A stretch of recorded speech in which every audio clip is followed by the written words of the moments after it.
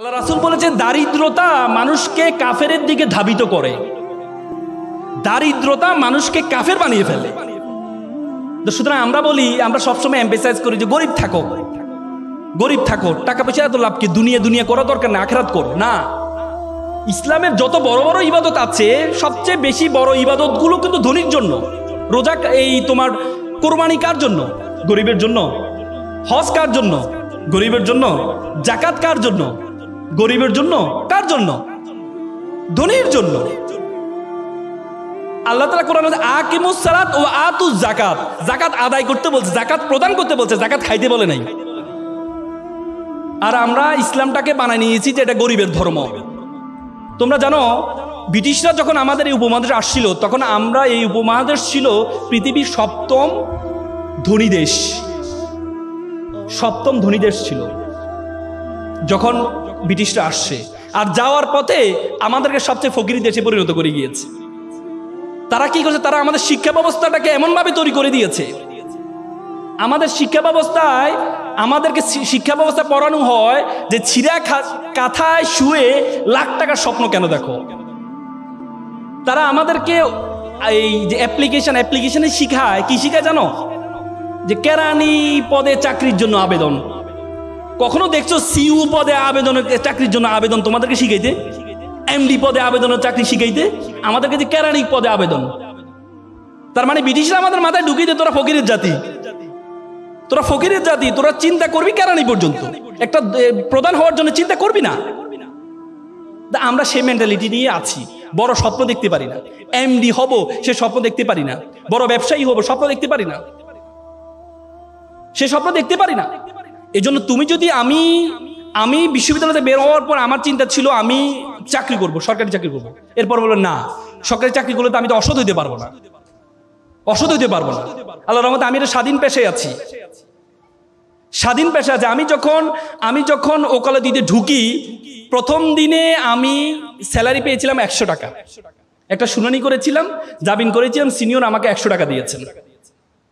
এবং আমার বন্ধু যারা আছে তারা বিভিন্ন বাংলাদেশ ব্যাংক, বড় বড় ব্যাংক প্যানেল লয়ার হিসেবে ঢুকেছে, তাদের বেতন ছিল 70 থেকে 80 হাজার টাকা। কয়েকদিন আগে আমার একটা ফ্রেন্ড, আজকে 10 বছর ওকালতির পরে চেম্বার আসি, বললো বন্ধু আমি তো 80, 90, 1 লাখ টাকার মধ্যে সীমাবদ্ধ আছি, তুমি তো গাড়ি বাড়ি মালিক হয়ে গেছো, এখন বন্ধু চাকরি ভালো লাগে না, এই পেশা, তোমার পেশা চলে আসবো, আইনজীবী পেশা আসবো। তাই বললাম বন্ধু তোমাকে তো আবার শুরু থেকে শুরু করতে হবে। বলছে না, শুরু থেকে শুরু করবো। সে আবার শুরু থেকে শুরু করেছে। তার মানে যদি আমি সেদিনের টাকার বড় স্বপ্ন দেখতাম না 70-80 হাজার টাকা আমার লাগবে, তাহলে আজকে এই অবস্থায় I have 12 juniors in my chamber, 12 জন জুনিয়র আছে আমার, সে সুযোগটা হতো না। এজন্য তোমাদেরকে চিন্তা করতে হবে যে তুমি কি চাও, তোমার মেন্টালিটি কি। সেটির জন্য চাওয়ার আগে প্রথমে তোমার সম্বন্ধে তোমাকে জানতে হবে। Who are you, who are you want to go, তুমি কে, তোমার সম্বন্ধে। আমরা সবসময় বললাম না, ব্রিটিশরা আমাদের মাথা ঢুকিয়ে দিয়েছে আমরা তো ছোট। দেখো, আগে আরবরা বড় বড় ব্যবসায় পরিচালনা হইতো, আর এখন মুসলমানরা একটা কনজিউমার জাতিতে পরিণত হয়েছে, ভোক্তা।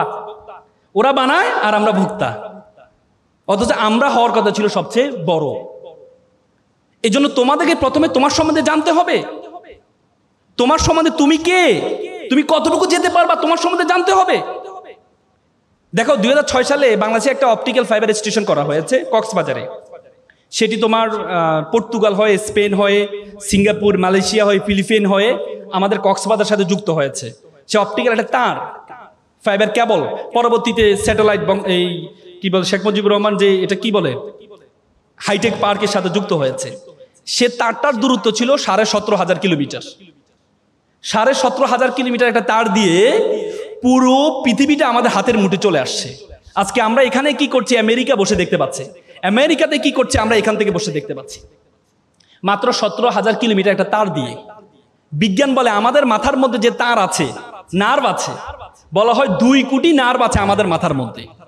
একটাকে যদি একটার সাথে যুক্ত করা হয় 2 লক্ষ কিলোমিটার হবে এটা দূরত্ব। মাত্র 17,000 কিলোমিটার দিয়ে পুরো পৃথিবীটা আমাদের হাতের মুঠে চলে আসছে।